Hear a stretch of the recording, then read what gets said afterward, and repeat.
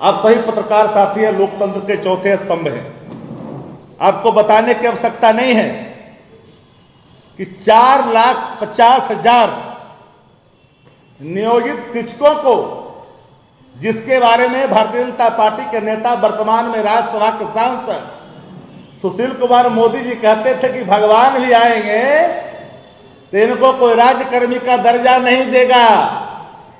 Bharatiya Janata party के नेताओं को कान खोल कर करके पूरे होश हवास में ये बात सुन लेनी चाहिए कि 4,50,000 नियोजित शिक्षक कर्मियों को राज्यकर्मी का दर्जा देने के सारे रास्ते खोल दिए गए और कैबिनेट के डिसीजन हो गया और लोगों के चेहरे पे खुशहाली आई।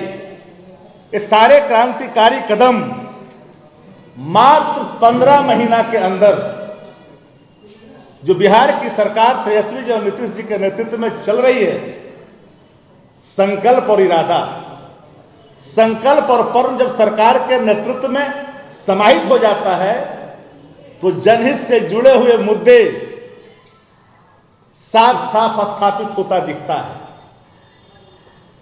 अब कल्पना करिए कि तेजस्वी जी के 15 महीना के सुनहरे कालखंड को देखिए जो नीतीश जी के नेतृत्व में चल रही है, और 10 साल के उनके देखिए जिन्होंने वादा किया था 2 करोड़ का, मिला?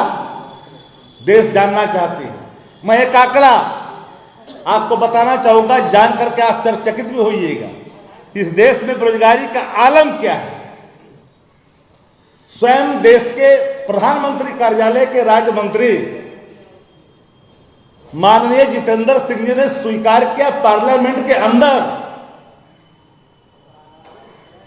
कि 22,05,99,238 आवेदन प्राप्त हुए,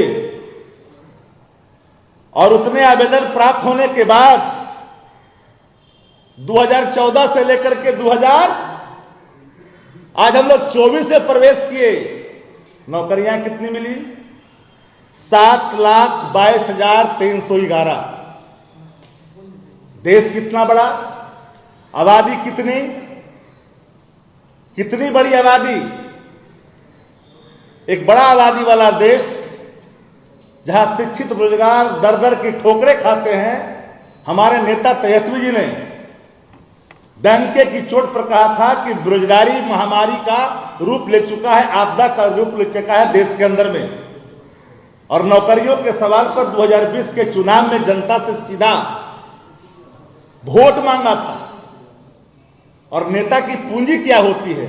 उसकी साख होती है, धन दौलत नहीं होता।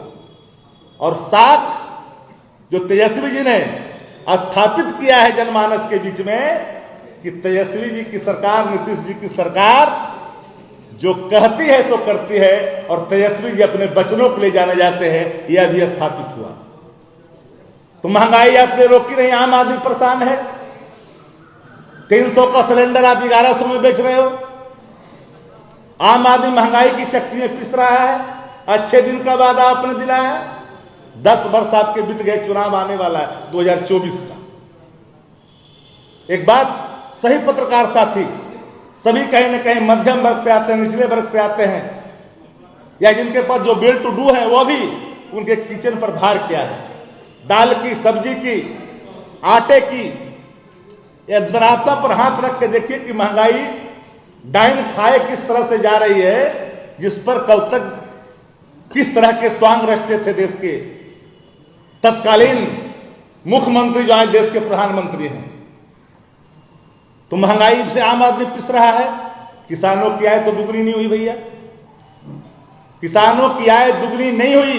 2022 तक दुगनी करने का वचन लिया था। नौजवान हाशिए पे, किसान हाशिए पे, आम आदमी हाशिए पे। तो भारतीय जनता पार्टी को, केंद्र की हुकूमत को खुली चुनौती है कि भाजपा के कार्यकर्ता, भाजपा के नेता चौक चौराहों पर बहस करें। 15 महीना बनाम 10 साल पर, आम आदमी के सवाल पर, आम आदमी के सरोकार के सवाल पर, युवाओं के सरोकार के सवाल पर, किसानों के सवाल पर, महंगाई के सवाल पर, देश की गिरती हुई अर्थव्यवस्था के सवाल पर हंगर इंडेक्स में 111वां स्थान देश का। 14 में कहा था भुखमरी के मामले में, 64वां से कहा बढ़ के चला गया। डेवलपमेंट किसके लिए? आम आदमी परेशान, किसान, नौजवान सब परेशान, तो आखिर ये जा कहां रहा है? ये सारे सवालात इसलिए हमने कहा कि आदरणीय तेजस्वी जी के संकल्प और पर्म, दृढ़ निश्चय, जो अडिग इरादा उन्होंने लेकर करके सरकार में शामिल होकर के निर्णयों को नीतीश जी के नेतृत्व में तेजस्वी जी और नीतीश जी की सरकार जो काम किया है वो आप सभी के बीच में है। और एक बिहारी होने के नाते दलगत भावना से थोड़ी ऊपर उठ करके अपने प्रोफेशन के प्रति ईमानदारी का परिचय देते हुए हर क्षेत्र में रहने वाले लोगों से, मैं किसी खास क्षेत्र पर कोई इंगित नहीं कर रहा हूं, चाहे वो किसी